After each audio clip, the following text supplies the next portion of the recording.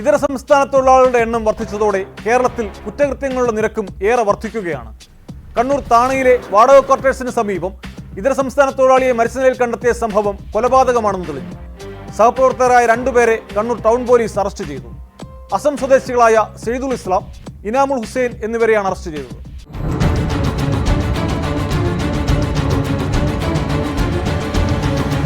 ബംഗാൾ സ്വദേശി പ്രസൻജിത്ത് പോളിനെ കൊലപ്പെടുത്തിയ കേസിലാണ് അറസ്റ്റ്.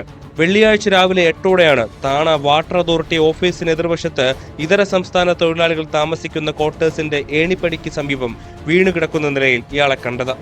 മൂക്കിൽ നിന്ന് ചോര വാർന്ന നിലയിൽ ബോധരഹിതനായി കണ്ട പ്രസൻജിത്തിനെ നാട്ടുകാർ കണ്ണൂരിലെ സ്വകാര്യ ആശുപത്രിയിൽ എത്തിച്ചെങ്കിലും മരണം സംഭവിച്ചിരുന്നു. തലേദിവസം രാത്രി പ്രസൻജിത്തും ക്വാർട്ടേഴ്സിലെ താമസക്കാരും തമ്മിൽ സംഘർഷമുണ്ടായിരുന്നതായി പോലീസ് ചോദ്യം ചെയ്യലിൽ വ്യക്തമായി. തുടർന്ന് നടത്തിയ അന്വേഷണത്തിലാണ് പ്രതികൾ പിടിയിലായത്.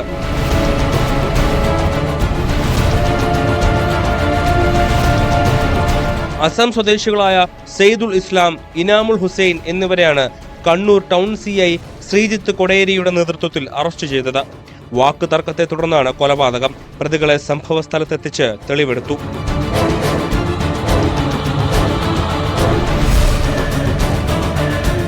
ന്യൂസ് 18 കണ്ണൂർ. ഇതര